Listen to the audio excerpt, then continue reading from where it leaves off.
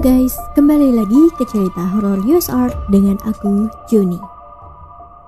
Kali ini aku akan bacain cerita horor yang pernah dialamin oleh salah satu temanku beberapa tahun lalu. Dan bahkan baginya masih menjadi misteri sampai sekarang.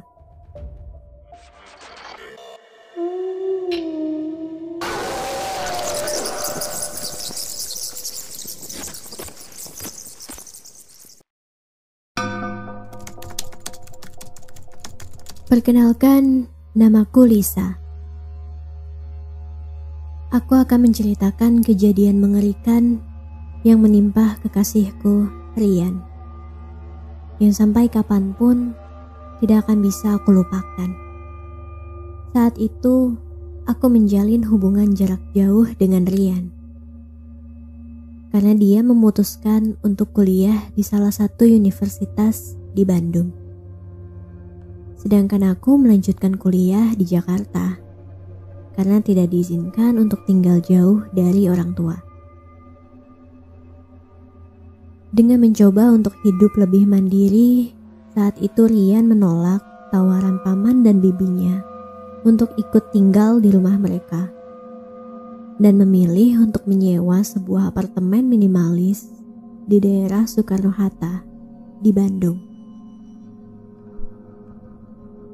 Setelah beberapa bulan tinggal di apartemen itu sendirian, Rian mulai menyadari ada beberapa kejadian aneh yang sering terjadi. Seringkali saat pulang dari kampus, gorden jendelanya telah ditutup. Padahal dia sangat yakin dirinya telah membiarkan gordennya terbuka saat dia pergi di pagi hari. Di lain waktu, beberapa barang-barangnya tampak berpindah tempat. Bahkan juga ada barang-barangnya yang tidak bisa ditemukan dimanapun. Kejadian-kejadian aneh ini mulai membuatnya ketakutan, sehingga Rian memutuskan untuk menceritakannya padaku tentang semua hal aneh yang terjadi saat itu. Kami bertukar cerita melalui WhatsApp call. Mungkin aku hanya paranoid, kata Rian. Tapi aku curiga ada seseorang yang mendobrak masuk apartemenku di siang hari, sementara aku ada di kampus. Kamu udah coba lapor ke polisi? Atau pengelola apartemen di sana? Tanyaku. Apa yang bisa dilakukan polisi? Rian balik bertanya padaku. Aku rasa mereka gak akan menghabiskan waktu mereka untuk mengawasi apartemenku seharian. Di samping itu, gak ada kerusakan apapun yang menandakan seseorang mendobrak pintu masuk. Intinya, aku gak punya cukup bukti. Jelas Rian. Kalau gitu, aku punya ide supaya kamu bisa mendapatkan bukti kejadian itu. Saranku. Gimana kalau kamu pasang kamera video di apartemenmu di titik yang bisa menjangkau ke seluruh ruangan. Lalu biarkan video itu menyala selama kamu pergi.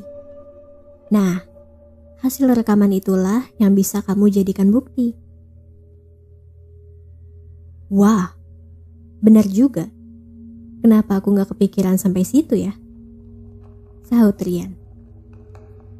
Ya jelas. Karena aku emang lebih cerdas dari kamu. Jawabku sambil bercanda. Singkat cerita, Rian mulai men-setting kamera video untuk diletakkan di sudut ruangan apartemennya. Pada pagi hari sebelum pergi ke kampus, dia menekan tombol rekam dan meninggalkan kamera tersebut menyala.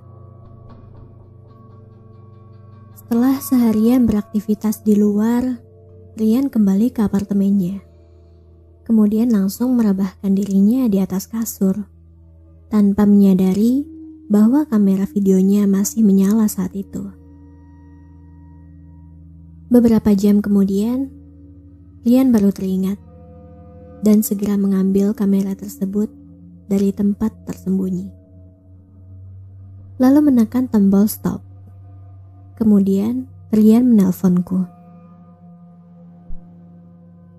"Hai sayang," sapa Rian dari sana. "Aku baru aja pulang dan aku mau cek rekaman videonya sekarang." "Oke," jawabku. "Jangan matikan teleponnya, ceritain semua kejadian yang terekam di sana." Aku mendengar Rian menekan tombol dan menonton rekaman pada layar kamera itu, sambil menceritakannya padaku. Dia melihat dirinya sendiri pergi ke kampus dan menutup pintu. Kemudian, tidak ada yang terjadi.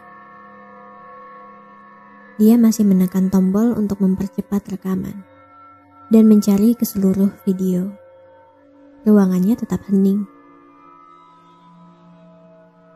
"Masih gak ada apapun," kata Rian. "Terus perhatikan rekamannya, aku bisa nunggu kok. Lagian tugas kampus minggu ini lagi gak banyak, jadi aku bisa santai," jawabku. "Ya Tuhan!" teriak Rian dari sana. "Apa? Kenapa?" "Pintu terbuka, ada seorang wanita," kata Rian. "Hah? Siapa itu?" "Aku gak tahu, tapi dia cuma berdiri di sana, menutup pintu, menjelajahi ruangan. Kamu lihat seperti apa rupanya?" tanyaku lagi. Aku gak bisa lihat jelas wajahnya karena posisi kamera ini dari atas. Tapi rambutnya panjang, hitam dan gimbal. Terus dia pakai baju terusan yang sobek-sobek gitu. Oh shit! Dia juga bawa pisau di tangannya. Sekarang dia menuju kamar mandi. Mendengar penjelasan Rian dari sana, aku mulai khawatir karena dia bilang orang itu bawa pisau. "Kenapa dia bawa pisau, Rian? Coba percepat rekamannya. Mau apa dia dengan pisau itu?" desakku. "Aku gak tahu, Lis. Sekarang dia buka pintu kamar mandi dan masuk ke dalam kamar mandi." Aku mendengar Rian kembali menekan tombol kamera di sana untuk mempercepat rekaman video dan mencari ke seluruh rekaman selama beberapa saat. Tapi gak ada kejadian apapun lagi setelah itu. Juga gak ada barang yang dirusak atau dipindahkan seperti yang pernah Rian alamin sebelumnya.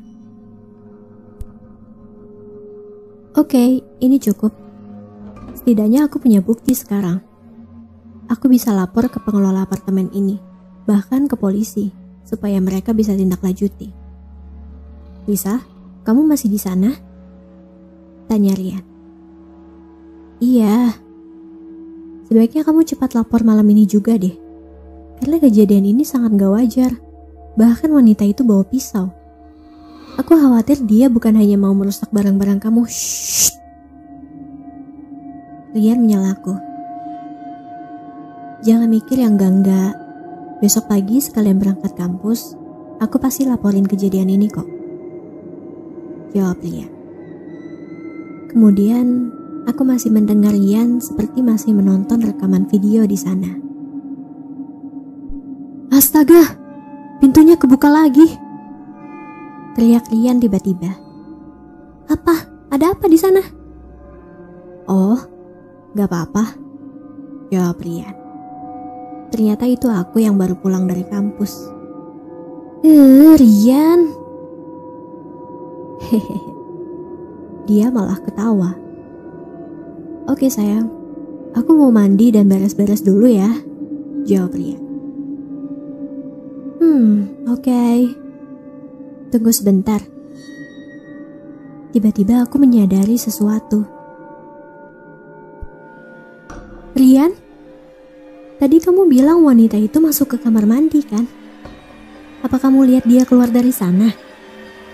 "Rian, kapan dia keluar dari kamar mandi? Halo, Rian?" Sambungan telepon terputus. ternyata baterai ponselku habis. Sial. Aku yakin ada sesuatu yang gak beres di sana. Perasaanku mulai campur aduk saat itu. Khawatir dan takut terjadi sesuatu dengan Rian. Aku segera meminjam ponsel adikku untuk menelpon Rian lagi beberapa kali. Tapi dia gak menjawab. Aku berusaha untuk tetap berpikir positif bahwa mungkin Rian ketiduran setelah dia mandi dan beres-beres di sana. Keesokan harinya masih belum ada kabar dari Rian. Aku memutuskan untuk menghubungi bibinya Rian yang juga tinggal di Bandung. Menjelaskan cerita singkat tadi malam dan meminta tolong untuk mengecek keadaan Rian di sana. Pikiranku mulai kacau. Aku berharap untuk menerima kabar baik dari bibinya Rian. Tetapi kabar yang aku terima malah sebaliknya. Pagi hari berikutnya, aku menerima kabar bahwa Rian ditemukan tewas di dalam apartemen dengan tusukan pisau di dadanya. Namun polisi menduga kejadian tersebut adalah aksi bunuh diri, bukan seperti sosok Rian yang dibunuh. Aku menjelaskan bahwa ada rekaman video yang Rian dapat pada malam itu untuk dijadikan barang bukti bahwa kejadian tersebut adalah pembunuhan, bukan bunuh diri. Namun Bibi juga menjelaskan bahwa polisi memang menemukan sebuah kamera video dan sudah memeriksanya. Tidak ada isi rekaman apapun di dalamnya. Juga polisi mendapati seluruh ruangan apartemen Rian masih tertata rapi. Tidak menunjukkan terjadi pembunuhan di sana. Hanya mendapati sosok Rian yang masih menggenggam pisau tersebut.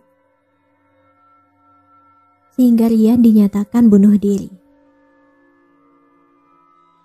Aku jelas gak bisa terima pernyataan tersebut.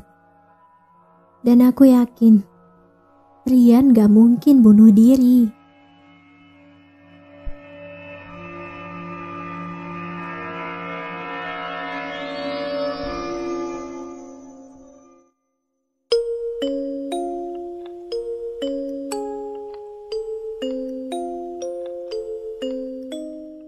Thank you buat semua yang udah dengerin cerita ini.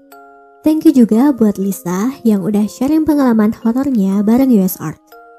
Jangan lupa like, komen pendapat kalian tentang cerita ini, subscribe channel US Art sebagai dukungan kalian, dan sampai jumpa di konten berikutnya. US Art, go! See ya!